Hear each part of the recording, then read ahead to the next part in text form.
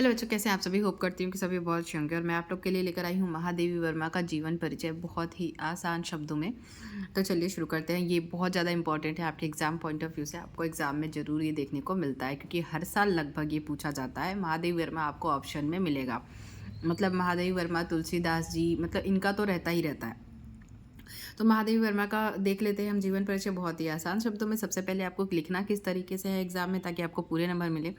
तो इस तरीके से आपको सबसे पहले संक्षिप्त परिचय मतलब नाम लिखना है पहले, जिनका भी आप लिख रहे हैं यहाँ पे नंबर डाल देना है क्योंकि 1 2 3 ऐसा करके नंबर उसमें दिया रहता है, या फिर प्रश्नोत्तर संख्या नंबर यहाँ पे उसमें कौन सा नंबर आप लिख रहे हैं उनका नाम, उसके बाद संक्षिप्त परिचय, और उसके बाद इस तरीके से आपको संक्षिप्त एक परिचय उनका देना है। नाम लिखेंगे हम महादेवी वर्मा। जन्म कब हुआ था? 1907 में। जन्म स्थान फर्रुखाबाद उत्तर प्रदेश में हुआ था। पिता का नाम गोविंद प्रसाद था। माता का नाम हेमा रानी देवी। रचनाएं उनकी 2 या 3 अगर याद रहे तो मतलब जितना याद रहे आपसे, ठीक है।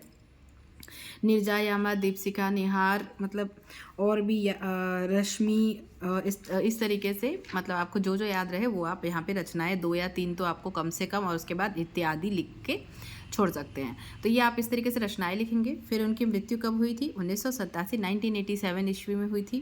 तो इतना आपको एक ओवरव्यू मतलब छोटा सा देना है। आप चाहें तो इसे स्केल से बॉक्स में कर सकते हैं, वो थोड़ा और ज़्यादा अच्छा लगता है अगर आपके पास टाइम हो तो। अदरवाइज़ कोई ज़रूरत नहीं है। मतलब नहीं टाइम है तो जल्दी जल्दी बस आप इतना लिख दें। तो ये आपका संक्षिप्त परिचय हो गया। उसके बाद हम यहाँ पे जीवन परिचय इनका शुरू करेंगे। तो उनके बारे में थोड़ा बताना है हमें कि महादेवी वर्मा का जन्म सन 1907 ईस्वी को फर्रुखाबाद उत्तर प्रदेश में हुआ था। देखो मैं आपको बताऊं, सबसे आसान ये है कि आपने इस तरीके से संक्षिप्त एक परिचय लिखा है, उसी चीज़ को आपको यहाँ पे थोड़ा सा मतलब इलोबरेट करके लिखना है। तो आपको ऐसा नहीं लगेगा कि नहीं अलग अलग चीज़ें याद करनी है, ऐसा कुछ नहीं है। इतना बस याद कर लो ये संक्षिप्त संक्षिप्त परिचय। उसके बाद तो आप सब कुछ ऐसे लिख लोगे। फिर देखना सब एक ही जैसा हो, एक ही जैसा है, मतलब पूरा इसी को मैंने लिखित में डाला है। हुआ था। इनके पिता का नाम श्री गोविंद प्रसाद वर्मा तथा माता का नाम हेमा रानी था। मतलब आप ये भी कह सकते हैं कि वो बहुत पूजा पाठ वाली थी, धर्मपरायण थी। अगर आपको और बढ़ाना है तो इस तरीके से लिख सकते हैं। फिर इनकी प्रारंभिक शिक्षा इंदौर के मिशन स्कूल से हुई। 1916 में इनका विवाह स्वरूप नारायण वर्मा से हो गया था। 1916 में जब इनका विवाह हुआ तो इनकी आयु बहुत ज़्यादा कम थी, मतलब 9 वर्ष थी। तो इनका विवाह 1916 में किससे हुआ? स्वरूप नारायण वर्मा से हुआ, और उस समय इनकी आयु मात्र 9 वर्ष की थी, ठीक है। तो ये या फिर ऐसे लिख सकते हैं कि बहुत कम आयु में ही इनका विवाह हो गया था। तो 9 वर्ष की आयु में इनका विवाह हो गया था स्वरूप नारायण वर्मा जी से, ठीक है। फिर इन्होंने प्रयाग महिला विद्यापीठ की स्थापना की। मतलब विवाह के बाद जब ये थोड़ी बड़ी हुई, इनकी पढ़ाई पूरी हुई, तो इन्होंने क्या किया? प्रयाग महिला विद्यापीठ की स्थापना की थी, और वहाँ की प्रधानाचार्य तथा कुलपति भी यही थी, मतलब यही बनी थी, ठीक है। फिर 11 सितंबर 1987 1987 को 80 वर्ष की अवस्था में, मतलब 80 वर्ष की अवस्था में इलाहाबाद में उनका देहांत हो गया था। तो इस तरीके से आपने देखा कि मैंने जो संक्षिप्त परिचय में आपको बताया, इसी को मैंने यहाँ पे जीवन परिचय में उतार दिया है। तो इस तरीके से आप लिखेंगे तो आपको ज़्यादा रटना भी नहीं पड़ेगा और आपको मार्क्स भी पूरे मिलेंगे। इसके बाद हम देख लेते हैं इनकी प्रमुख रचनाएं कौन कौन सी हैं। तो इस तरीके से आप लिखेंगे, हेडिंग डालेंगे। फिर इनकी प्रमुख रचनाएं निम्न हैं: निर्जा, निहार, रश्मि, दीपशिखा, यामा। मतलब इस तरीके से निर्जा, निहार, रश्मि, दीपशिखा, यामा ऐसे बोलेंगे तो मतलब एक बार में आपको याद हो जाएगा और ये आप लिख पाएंगे आराम से। ये तो हो गया इनकी रचनाएं, जीवन परिचय और रचनाएं। कभी कभी सिर्फ यही पूछता है, ठीक है, कि आप इनके बारे में, इनका जीवन परिचय और इनकी रचनाएं बताएं। 2 रचनाएं ऐसा पूछ लेता है।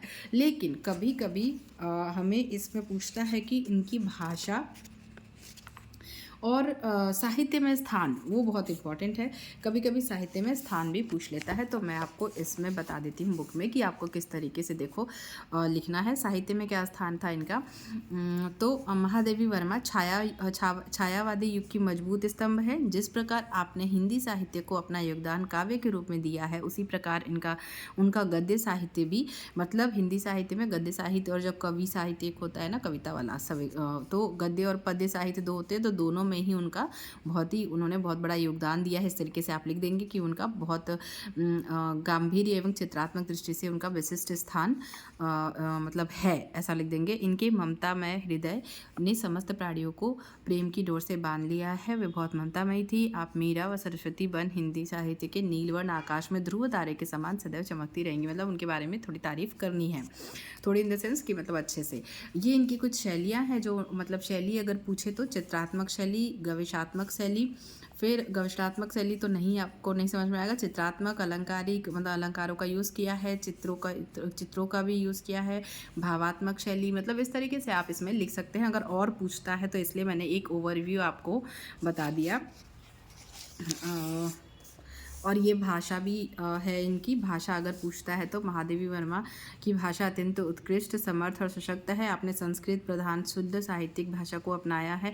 उर्दू फारसी के लोक प्रचलित शब्दों का भी प्रयोग किया है। आपकी भाषा पात्रानुकूलित है और मुहावरों का भी प्रयोग है। तो ये सारी चीज़ें अगर आपको आता है कि मतलब एग्ज़ाम में अलग से पूछता है तो आपको मेंशन करनी है। और अगर नहीं पूछता है, सिर्फ आपको जीवन परिचय और रचनाएँ ही पूछता है तो आप सिर्फ ये वाला ही लिखेंगे।